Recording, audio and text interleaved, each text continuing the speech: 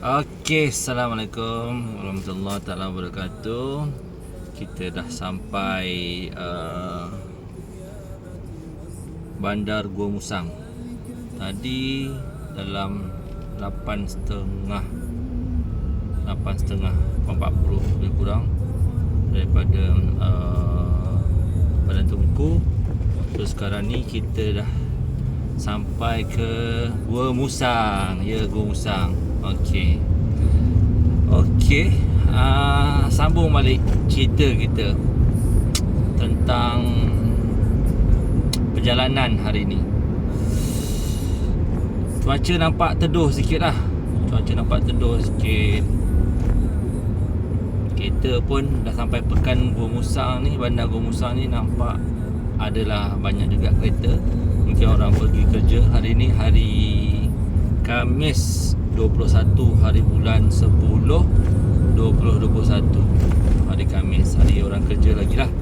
So tapi tak banyak sangat kereta. So aku gerak tadi pun daripada Sungai Buloh ke Gua Musang sekarang pukul 9.20 lebih kurang dalam 4 jam lah. Itu pun santai, pelan-pelan kayu berhenti sembahyang subuh dekat Petronas sebelum Tol Karak sampai pukul 7 kita orang gerak sampai Gua Musang pukul 9. Lebih kurang dalam 2 jam lah. 2 jam daripada Karak sampai Gua Musang. Quite okay lah kan.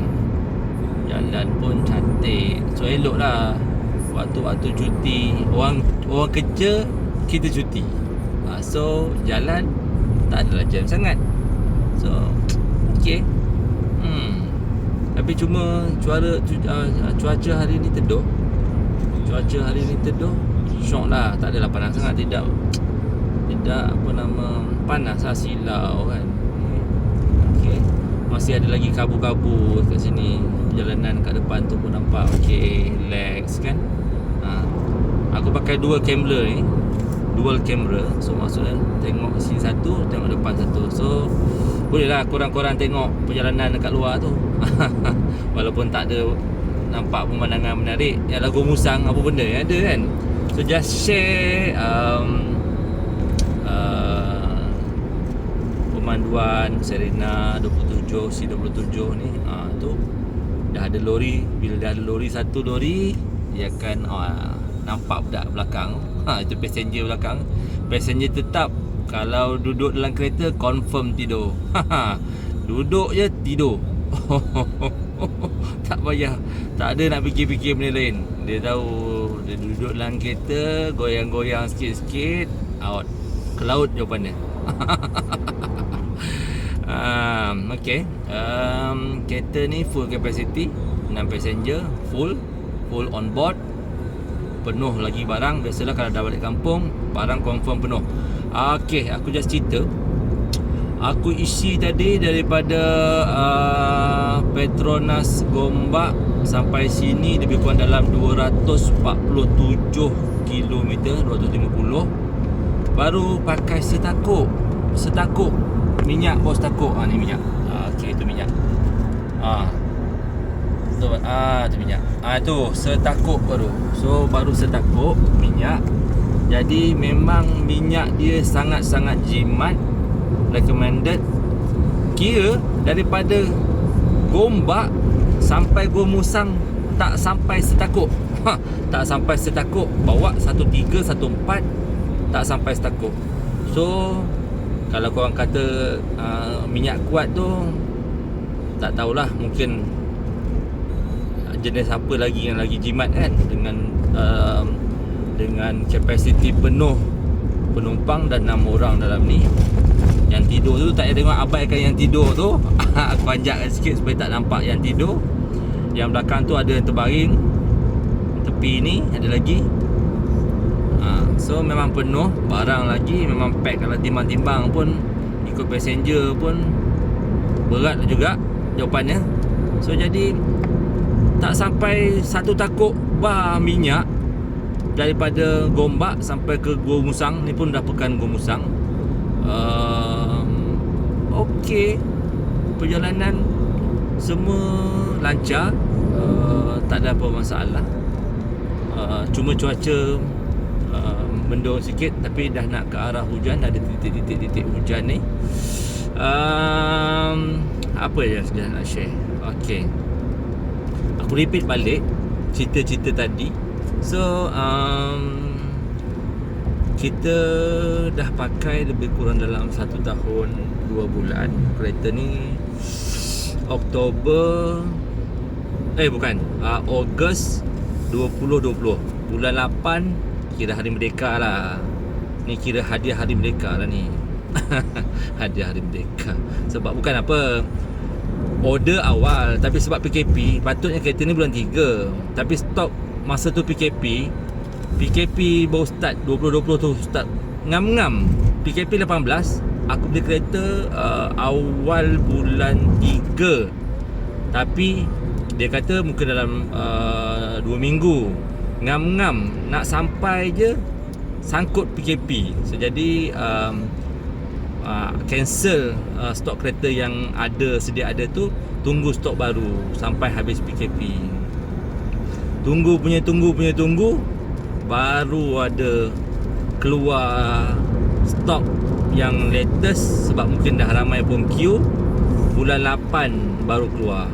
Maksudnya bulan 8 baru keluar kereta ni. So jadi apa nama yalah, bulan 8 lah baru keluar. So bila dah bulan 8, keluar bulan 8, itu pun tak boleh nak jalan sangat sebabnya baru lagi PKP. Tapi boleh ada, tak boleh ingat sama ada kita boleh rentas negeri ataupun tidak. Rasa rentas negeri mungkin dalam bulan 10 kot rasanya kot. So kita start dekat kawasan kita saja. Maksudnya aku dekat kawasan Sungai Buloh je lah. Kawasan Sungai Buloh dalam, main dekat kawasan situ je lah. Pusing taman je lah hari-hari kan. Nak jalan tak boleh. Ingat spek bila boleh lah jalan-jalan jauh, boleh tak boleh. Tapi sampai lepas beberapa bulan tu rasanya baru boleh jalan. Lepas tu itulah first naik bukit sajalah, nak test lah kan. Kalau tak test tak tahu kan. Orang kata kereta berat lah apa benda kan. So aku pun test lah naik bukit. Pergi lah Genting lah, pergi Bukit Tinggi lah. So far ujian pemanduan dengan kapasiti penuh masa tu aku ingat rasa dalam 7 orang rasanya kot. 7 orang passenger, yang besar-besar. Tolak ada seorang baby lah kecil kan. Kira 6 lah baby tak baik tak payah kira. Tapi kalau ikut number dalam 7 orang full capacity. Tapi tak bawa barang lah, bawa orang saja, barang ada sikit. Okey, tak ada masalah, boleh naik sampai atas. Bawa macam biasa. Nak kata berat sangat tak adalah, tapi okey lah. Tu Bukit Tinggi je kan. Bukit Tinggi quite tinggi jugalah Bukit Tinggi. Rasa you all pun dah biasa je jalan dekat Bukit Tinggi tu kan. Lepas tu masa yang tahun lepas tu kira heavy juga. Lepas dapat, orang kata dah dapat merentas negeri tu. So kita pergi jalan-jalan je lah kan. Pergi Johor kita pergi Johor kan. Johor, pergi Penang, pergi Perlis, pergi Perak, pergi Kedah, pergi Utara, semua semua sekali. Yalah, lepas tu nak cukupkan 1000 mileage, tak sampai beberapa hari kot 1000. So servis, lepas servis 1000 barulah kita jalan jauh sikit untuk 10,000. Tapi masa first 1000 tu dia tak tukar punya hitam pun, buat cukup syarat dah je lah. Pergi hantar dekat tu, check apa benda patut. Lepas tu dah check tu dah settle. Lepas tu tu pun jalan cukup kan. Dekat dalam 10,000 tu masa tu ialah lepas PKP, kereta baru lagi. So jadi nak test lah kan, nak test nak cukup. Masa dalam 10,000 tu mungkin dalam seminggu jugalah kot. Seminggu ke 10, dekat 2 minggu lah kita. Sebab masa tu memang kata saja je nak try test jalan-jalan jauh macam tu. So okey lah. Lepas pada tu barulah kita guna cara biasa lah. Pergi office, pergi kerja, balik kerja, hari minggu pusing-pusing kat taman. Yalah, so far okey. Masa yang servis pertama tu aku ingat lebih kurang dalam masa tu aku bayar sekali. Sebab sekali ambil dengan package sekali, masa tu bayar total lebih kurang dalam 1,500 rasanya kot. 1,500 package untuk sampai 40,000 kilometer. So sekarang ni baru servis yang kedua untuk 20,000. Yang hari tu 10,000. Hari tu 10,000, yang ni masuk second time untuk servis lah. So baru ni pun masih lagi ada package lagi. So sampai 40,000. So far okey lah. Untuk penggunaan buat masa ni yang dah jalan daripada mula-mula beli sampailah hari ni, dah jalan lebih kurang dalam 22,625 km. So untuk perjalanan tersebut lebih kurang dalam 1 tahun 2 bulan yang kami dah guna. So far kereta ni recommended untuk family car lah actually. Kepada yang suka bawa laju sangat tu, aku rasa tak sesuai lah kot, sebab ni kereta family. So kami pun tak adalah apa nama bawa laju, bawa santai-santai lah, average lah 1.3, 1.4 punya perjalanan. Tak terlampau heavy sangat lah. Tengok bergantung pada tempat lah. Biasa 110 ikut hal laju kan, kena ikut hal laju lah kan. So jadi kereta ni lebih kepada kita orang santai-santai. Walaupun aku bawa pergi kerja juga kadang-kadang, tapi biasa untuk bawa family lah, sebab kita nak parking susah kan. So jadi yang ni kita jalan-jalan santai-santai hari-hari cuti. Okey, balik pada penggunaan kenderaan ni, kereta C27 Nissan Serena. Macam aku share yang sebelum tu, just beritahu komen average overall kereta okey, tak ada apa masalah. Tapi cuma ada beberapa perlu diimprovekan oleh Nissan. Satu, tentang body itu sendiri. Bila lalu dekat lori ataupun bas, kalau kita dalam kelajuan 120 ke atas sikit, dia agak goyang sikit lah. Tapi orang kata kalau nak stable, mungkin kena pakai stabilizer. So bila stabilizer baru nampak okey. So tapi kena add on lah, cost lah, ada cost lah kan, nak tambah stabilizer semua kan. Untuk stage 1, stage 2 kata lebih kurang dalam 109,2,000 lah. Patut Nissan bagi sekali jalan. Beli harga pun boleh tahan juga ni, 150,000. So patut bagi kan. Kalau ada package tu, bagi pada pembeli-pembeli yang lama-lama tu, patut supply lah. Kan, apa nama Ultra Racing ke, JV lah dengan Ultra Racing, barulah kereta tu nampak sedap sikit, confident sikit kan. Nak bawa laju sikit, okey lah. So itu satu. Yang kedua, ada juga komen, termasuk aku pakai ni, ada juga dia kalau pintu dekat sliding door ni, dia kelukup kalau langgar macam bam, langgar lubang sikit. So mungkin faktor, mungkin pintu panjang yang menyebabkan dia keadaan macam tu. So dia orang kata kena tambah rubber. Aku tak pergi kedai lagi, tak ada masa dengan PKP ni, tak sempat lah nak pergi kedai nak pergi tambah rubber-rubber ni. So katanya ada yang dah pakai, baca dekat Facebook, dekat IG, dia kata kalau, dan ramai jugalah apa nama kedai-kedai yang supply benda ni kan, untuk rubber tu. Tapi orang kata berkesan lah untuk mengelakkan bunyi kelekup-kelekup tu. Minum jap.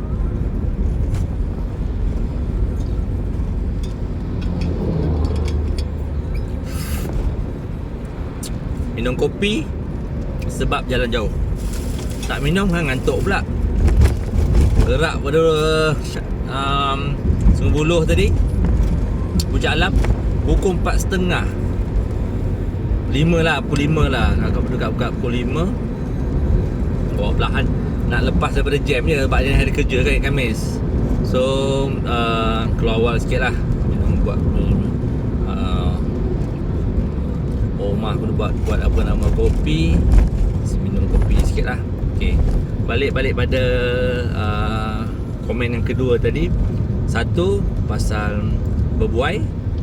Yang kedua, tapi buai tu akan hilang kalau pakai stabilizer. Tu kepada yang suka yang tambah. Tapi saranan kepada Nissan, kalau boleh, kalau yang dah beli tu, bagilah juga hadiah, gift special kan. Jangan charge mahal-mahal, bagi special. Kalau boleh add on je kan. Orang dah belanja mahal kereta ni, bagi buat perfect lah sikit kan. Lepas tu yang kedua ni pasal kelukuk-kelukuk ni, kalau boleh dah keluar pada kilang tu, getah tu kena ada lah. Kalau boleh panggil, macam kita airbag ke benda kan, panggil tambah baru betul. Jangan buat orang kata separuh masak, macam telur separuh masak pula. Buat biar betul-betul, biar benda tu perfect dengan harga kena lah. Bukan kereta harga bawah 20,000, 150,000 punya kenderaan. So you kena fikir benda tu tambahan kebaikan untuk supaya tak ada lagi customer ataupun klien yang komplain pasal kereta tu. So you nak buat, kena buat sekurang-kurangnya 90% perfect lah. Tak ada apa masalah goyang ke. Tapi benda lain tu so far aku tak ada komplain lah. Tak ada komen apa-apa lah untuk pakai baru ni. Boleh recommend untuk pada semua pembeli-pembeli yang peminat ke family car macam ni, boleh beli. Tapi Nissan, kalau boleh, kepada klien-klien yang lama ni, after sale ni, bagilah servis extra sikit, top up sikit, getah-getah ni bagi, macam tu kan. Lepas tu kalau untuk stabilizer tu, buatlah special package, buat bagi rendah sikit harga, kan. Ataupun bagi komplimen lagi bagus lah. Bagi komplimen, barulah orang lagi teruja memilih Nissan daripada kenderaan-kenderaan yang lain kan. Alang-alang nak buat tu, biar bagi benda yang sepatutnya lah. Aku ni daripada tadi lagi ikut lori ni, dia bawa macam siput lah pula. Macam siput bawa ni, daripada tadi lagi bawa. So itu yang kedua. Yang ketiga apa so far tak ada lah. Dua perkara ni je yang dah perasan untuk penggunaan setakat 20,000 ni. Tapi yang pintu ni actually baru lagi, masa lebih kurang dalam belas ribu kilometer lah, baru dia ada bunyi. Yang goyang ni memang kalau bawa laju sangat, lalu tepi lori tu memang goyang. Tak tahulah kalau kereta-kereta lain yang tinggi, jenis tinggi macam Alphard ke, kalau lalu tepi lori tak bergoyang kan, itu aku tak pastilah. Tapi dengar daripada kawan-kawan, dia kata yang mana dah pakai, dia pakai stabilizer, so far bawa 15, 16 tu stable. So pada yang rasa suka bawa laju-laju sikit tu, sesuai lah pakai stabilizer Ultra Racing ke apa-apa jenis, apa-apa yang patut lah. Promote pula Ultra Racing kan. So Ultra Racing aku promote ni, kena bagi satu gift special ataupun bagilah separuh harga kan. Okay. Apa lagi Apa lagi? Oh, lupa.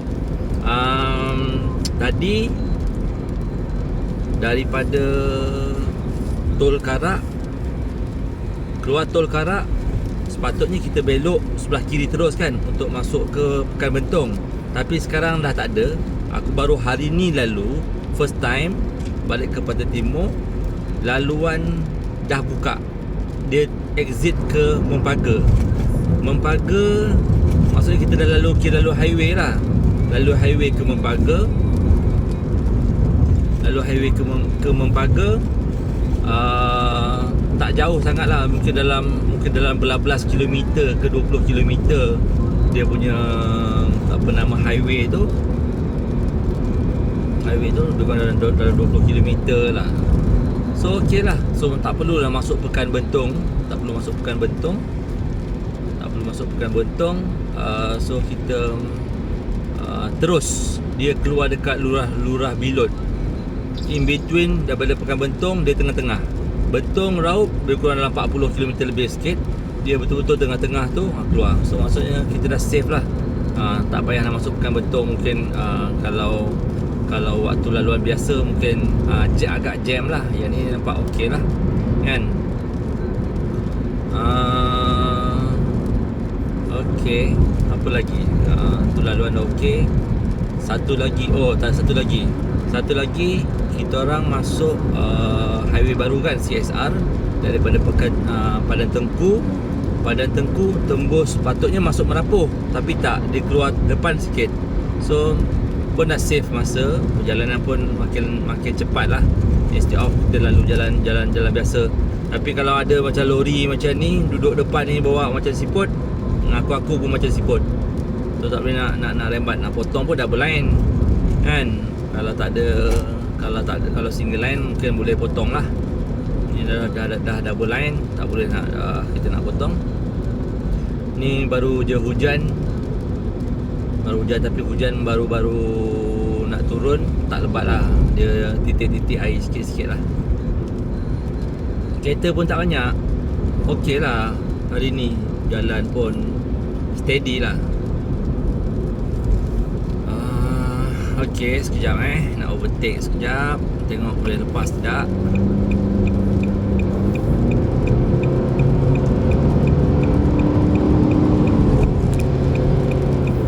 Okey, baru lepas potong lori. Okey, pick up pun boleh tahan walaupun dalam keadaan macam ni, penumpang yang ramai. Pick up okey lah, stable, awak pun santai. Aku rasa itu je lah yang nak share untuk video ni. Nanti kalau ada masa aku share lagi. Okay, bye, Assalamualaikum.